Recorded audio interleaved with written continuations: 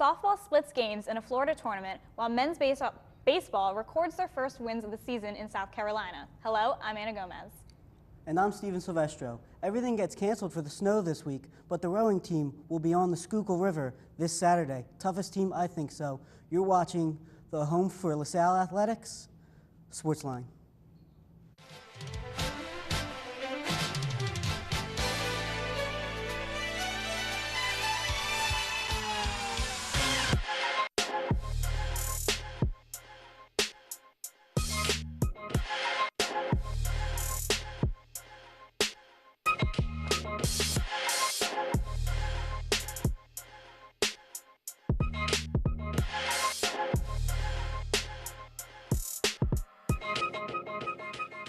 Welcome to SportsLine. There might be 7 feet of snow on the ground, but spring sports are heating up here at LaSalle. We're talking baseball, softball, and lacrosse. We'll also wrap up men's and women's basketball seasons. And later, Dana Pecora sits down with Sweden swimmer who broke LaSalle records in the 100 backstroke championship. That's right, we're giving you a scoop of Fabian Bergman from this wonderful himself. The wonder kind. Sorry, that was me. But first, let's take a look at our SportsLine top 3. Dun, dun, dun. Top 3. All right, Steven, take it away. And for number 1, LaSalle field hockey team was named a Division I National Academic Team by Zags Field Hockey and National Field Hockey Coaches Association. They are one of 76 teams receiving this honor this year for holding a cumulative GPA of 3.0.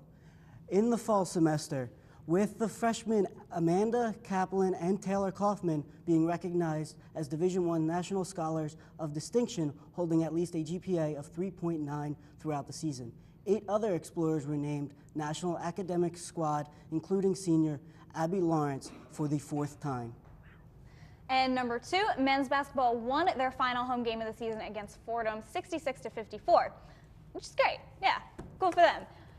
But I am much more happy to leave this clip in from the senior day game. Hank Davis, a senior, published academic, and the backbone of morale for this team, got his time to shine. Coach G subbed in the guard with a minute and a half left. The Explorers were up 10 with 58 seconds on the clock when Hank Davis catches a ball, fast breaks it from the paint to deliver this layup. And just take a look. It's stunning.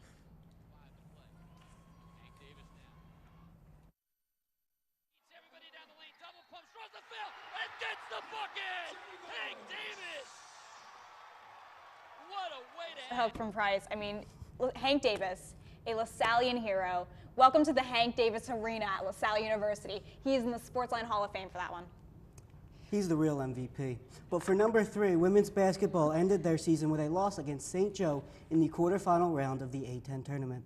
The Hawks went on and lost to Duquesne in the semifinals, and then the Dukes 78-63.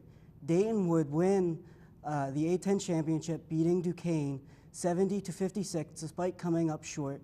LaSalle's team was made A-10's most improved and would be recognized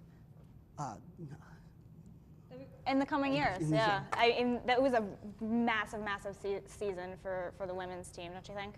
Yeah, it was a very good season. Yeah. Do you want to take it away, finish it up for us? All right. Speaking of women's basketball, here's how the quarterfinal game went down. The Explorers kept the Hawks grounded in the first quarter, keeping the difference within 2 heading into the second quarter. Things quickly got out of hand for LaSalle, with Jasmine Alston and Amy Griffin in foul trouble. St. Joe's began dominating the Explorers like they did in their previous 2 meetings this season. St. Joe's outscored LaSalle 16 points over the final 3 quarters en route to a 66-48 win, knocking the Explorers out of the tournament and ending their season. Amy Griffin and Adriana Miller combined for 32 points in the loss, which brought the team's record to 17-13, the best in over a decade. That's right, Steven. Well, back to men's basketball. You just saw that showstopper from Hank Davis, and his play helped the Explorers win their last home game of the year against Fordham. That put LaSalle in the 8th spot going into the Atlantic 10 tournament. In round 2, LaSalle versed Davidson. Earlier in the season, LaSalle won in their contest against the Wildcats 93-83. Going into the tournament, we shared the same record. And this could have been a great game. However, even with Price and BJ on their game, knocking back 20 points and 19 points respectively, the Wildcats ensnared a brutal second period that the Explorers just could not catch up with. Pookie Powell scored 15 points on the day, including a potentially game-changing three-pointer, but that was ultimately moot as the Explorers dropped their last game of the season, 83-72. But LaSalle should not hang their heads so low, as Davidson went on to knock out number 1 Dayton, only to lose to Rhode Island, who won the title against VCU. LaSalle closes out their 2016-27 season on an even 15-15. The baseball team got their first win of the season against Warford.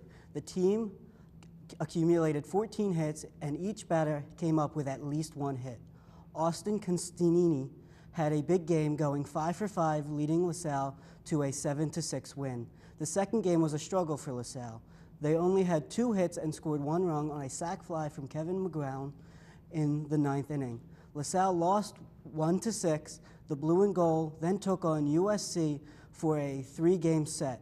In Game 1, the men took an early lead, but USC fought back and scored 6 runs, and resulting in a 7-3 win for the Gamecocks. In the second game, the men won 8-1. Luke Riley pitched 8 innings and struck out 6. The last in the series was tough for LaSalle, losing 6-3. The men are now 2-13 on the year. All right, well, after that brilliant opening week with a 5-game win streak, softball sets the pace for the season, playing 12 games in 2 weeks. The Explorers spent spring break down in Florida, where they played 5 in Jacksonville and 7 in Clearwater. In Jacksonville, the Explorers took 3 out of 5 with wins against Mount St. Mary's, Western Carolina, and North Florida. Marla Roadcap struck out a career high of 9 batters in the victory over St. Mary's, as the Blue and Gold shut out the Mount 3-0. The women were then dropped 2 in a round in midweek matchups against SIU, Edwardsville, and South Dakota State. The team ended their trip with a 5-game tournament in Clearwater, taking 2 out of 5 with wins against Mount St. Mary's and Butler. Butler took a 2-0 lead, but the Explorers went on a tear, scoring 10 unanswered runs to give LaSalle the victory over the Bulldogs, bringing the record to 9-8 on the year. Both men and women's track and field teams traveled up to Boston to compete in the Eastern College Athletic Conference Indoor Championships. Senior Chris Sanders led the Explorers by qualifying in the 1,800-meter finals, where he finished 7th with a time of 1 minute and 51 seconds.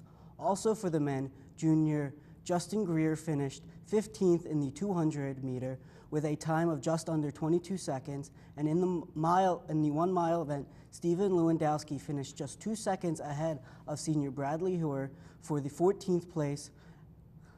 And for women's track, junior Fatayo Taylor competed in the 1,800-meter, finishing in 21st place with a time of 2 minutes and 14 seconds.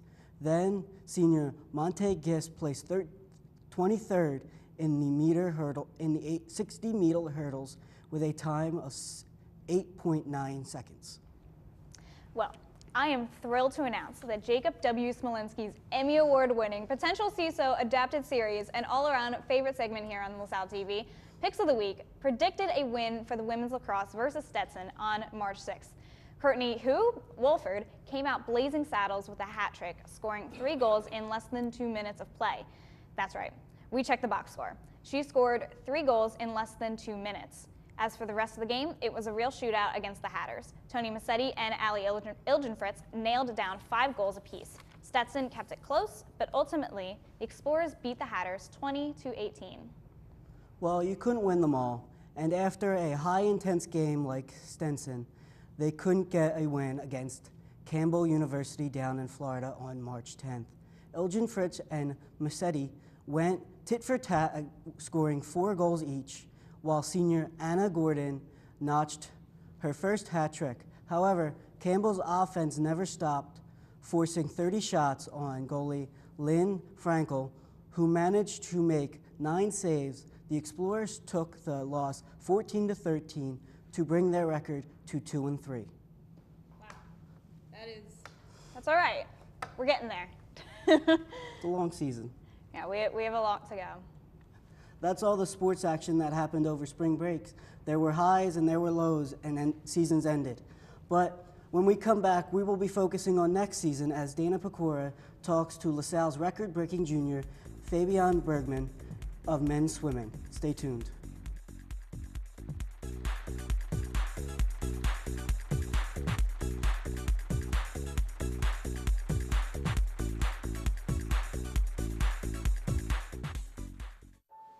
I see my friends out there getting waves. It's like, it's hard. It was a surprise to me when they told me I had MS. It's like, you sure? Well, this is a virtual reality rig, and this is going to allow Steve to see and experience the waves that I ride. Put that on your head. Whoa.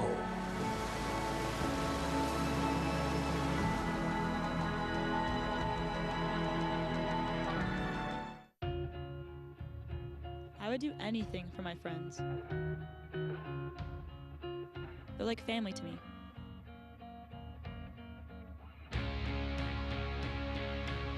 Sometimes saying no can be scary. But I'm so glad I was brave enough to say yes to living a drug-free life. This message is brought to you by the U.S. Air Force.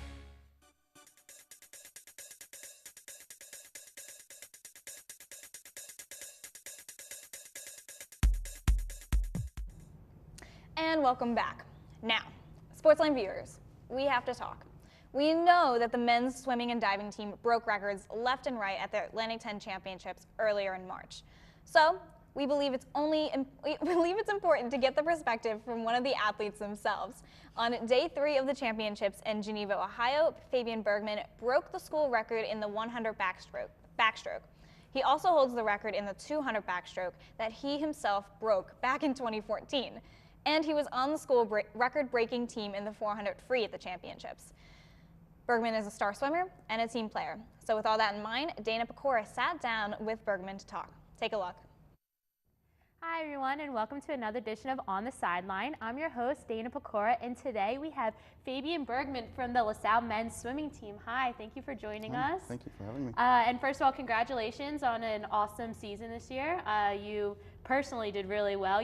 First I want to ask you about your records. You broke a couple school records, the 200 backstroke and the 400 free relay. Can you start off just by telling us how you felt? Like how is that to be a school record holder? It's great. Especially the relay record. Breaking a relay record it's a lot of fun. You have 4 people in a relay. The whole team is supporting you. The arena is going crazy. There are 8 teams swimming at the same time. The record we broke, the 4 free record, it was probably 5 years old. So there's like a little tension there, like, are we faster than we were 5 years ago? And we came up there, we did our best, and we broke the record. It's a great thing. Yeah. It's a lot of fun. Yeah, then that's kind of my next question for you. You have some great relay accomplishments, but also individual event accomplishments. So which one's the most fun for you? Which one do you feel, because you know the relay, you're with your team, so just tell us a little bit more about that. I mean, swimming, when I come from back home, Sweden, it's an individual sport. I've never competed for a team before. We don't have school sports, it's only club teams. And coming here, even if I swim an individual race, I'm still doing it for the team. Yeah. Everyone scores for the team, and therefore all my races are with the team and for the team, but the relays are extra, because then it's one effort from 4 people, which makes it special. Yeah, that's really awesome. And that makes it more fun. It is. I can imagine. And talking about that, so you are from Sweden. What brought you to a little school in Philadelphia? We don't, as I said, we don't have school sports. We Yeah. only have club sports back home. And I wanted to keep swimming. I wasn't ready to stop. I swam my whole life. I probably started when I was 5 or 6 years old. And I love it. I still love it. And I couldn't not do it, and I still had to go to school. Yeah. I still had to find a way to go to school. So I was, midway through high school, I was like, there are a lot of people from back home that actually go to the States and go to school. Like, I want to do the same thing. So I started focusing more on swimming and getting as good as possible to be able to obtain a scholarship and come here. And after my senior year, I took a year off high school to work and swim, just to get better. And I was looking at different schools and talking to different coaches, and Jamie, the coach here, he got to me and we started talking, and I liked his philosophy, and I wanted to come here. and it's a great decision. Yeah, how do you like it here? How do you like Philly? How do you like the city? Have you been able to kind of explore the city? I have. I go into the city a lot. My girlfriend goes to Drexel, so I visit there a lot. I love the city. It's so much bigger than anything back home. Stockholm, my city, where I grew up, it's 1 million people. Wow. So it's like Philly's probably 5 times bigger than that. Yeah. You have a little bit of everything here. A lot of different people, a lot of different places to see, and I like it a lot. And you already spoke about how back in Sweden you played, you swam for a club team, so you never really had like the team feel. Can you describe like your bond with the team, like how important it is to you? It really got to me. I fell in love with being on a team. I basically swam alone when I was back home. Yeah. I had 2 people that I did my most important meets with, and then a coach. It was like 4 people going to our national meets and our big meets. And then I came here and I have 18 or 19 guys that are just as motivated as me and just as fast as me, who I can train with and get better together with, instead of having to work on that alone. And that's really good for me to have. Yeah, that's awesome. And so you're a junior now. You're already so accomplished with all the records and everything. So what's your mindset kind of going into your senior year? How do you feel? I think as a team we really got a taste of the victory. We were second this year. We're a few points behind George Washington, and we want to win next year. We had a great team this year. We're losing good seniors, but we also have a good set of guys coming in next year. We have, as of now, 3 people committed to come in. Another Swedish guy, a guy who's transferring, he's from Israel, and a guy from Florida who will contribute to the team right away. And I think we will be able to sign even more people and get a strong freshman class next year and do even better. So that'll be pretty exciting to look forward. Hopefully you have a great senior year. And just the last question, looking forward even beyond LaSalle, I know you swam for the Swedish national team. Is that kind of something you might be interested in after you graduate to continue pursuing? That's too soon to tell. I don't really know where I'll be with my swimming after I graduate. Yeah. All right. I don't know. Well, thank you so much for coming. Congratulations on an awesome season, and good luck for next season. And yeah, thank you for being here. And thank you for watching, guys. Back to you. Wow. That was a really, really exciting interview. Fabian was he was really nice to talk to, because this is a guy that came from Sweden as an individual and managed his way to really be a part of this team. And that's, I think, something that is really, really fun about the men's swimming and diving team, is that they are such a team-playing team. Like, they're so exciting to watch, because they're a team that just really roots for each other. Those relays, they just knock those relays out of the park. Yeah, like he even said, even when it's an individual event, he's out there alone. He's representing the team. He's very team motivated. And like, he's going on with this team. This team finished second in the A10 championships. That's their best ever. And he's still talking about they're going up. Their potential's going up. Those freshmen coming in. Yeah, I mean, I'm super, super excited to see. And Fabian still has another year. So, I mean, this is a team that still has a lot more to do. Well, when we come back, we'll be talking more aquatic sports, and Selena Bemak, emerging from the bowels of the history department, will return to SportsLine desk and bring us this week's Explorer Report. Stick around.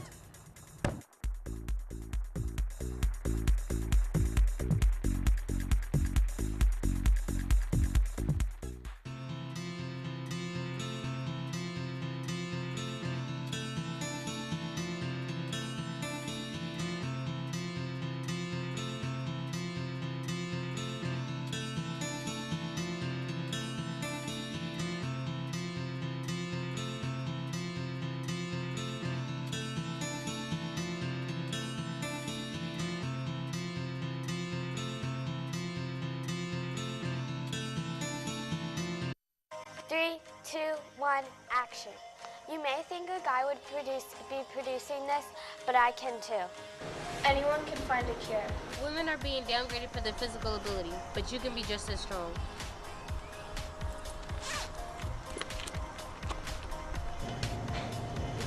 %20 of women are engineers, but it doesn't stop there.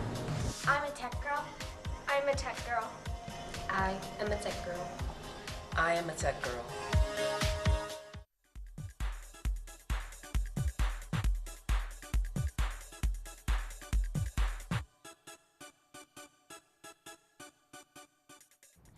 Welcome back. There is plenty of LaSalle sports action this upcoming week, so let us welcome back in her triumphant return to SportsLine, Miss Selena Beemack for this week's Explorer Report.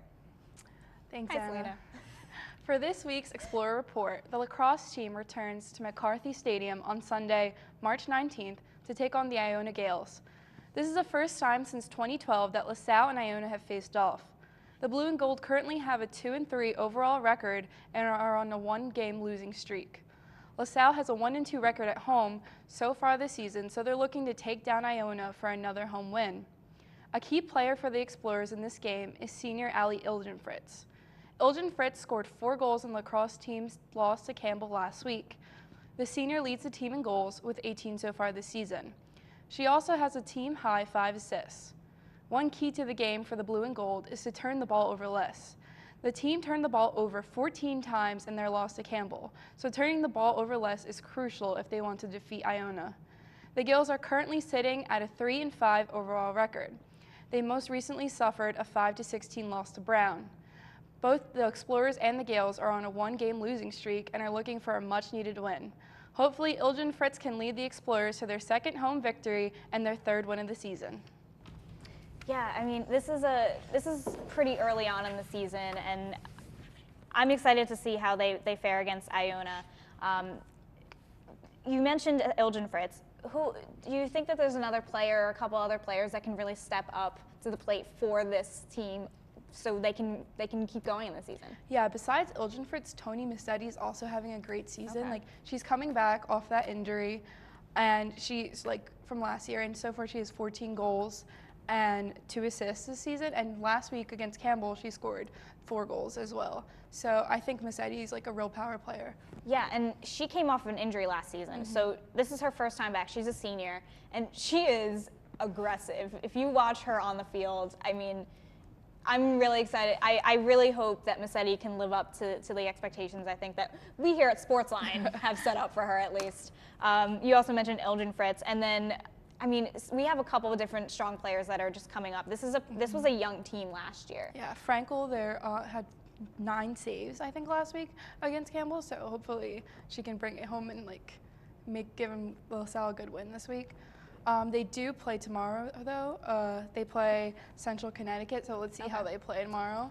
Yeah. And then see how they play on Sunday. Hopefully Frankel can join the ranks of the Rachel Hartman royalty of LaSalle goalkeepers from field hockey. I mean, will it happen? Will lacrosse step up with defense?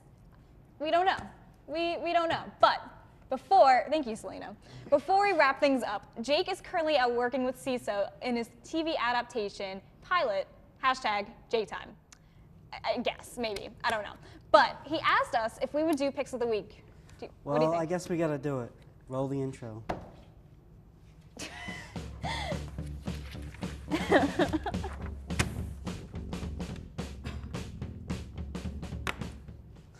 I'm going to start off with pick 1's men's crew is going against Villanova and Delaware on Saturday, March 18th. It's going to be cold. It's on the Schuylkill. It snowed. So I think icebergs might be a problem. I don't know. We never know what's going to happen. But I think they can pull off. The Titanic level of Schuylkill River crew action for this team. We're excited for this team. It's their first event of the year. Anyway, women's lacrosse versus Central Connecticut State on Friday, March 18th. Jake, #Jake, is calling for a dub. Massetti and Ilgenfritz, as we mentioned with Selena, spend their winter breaks hunting moose in Alaska with their lax sticks. They're making plays.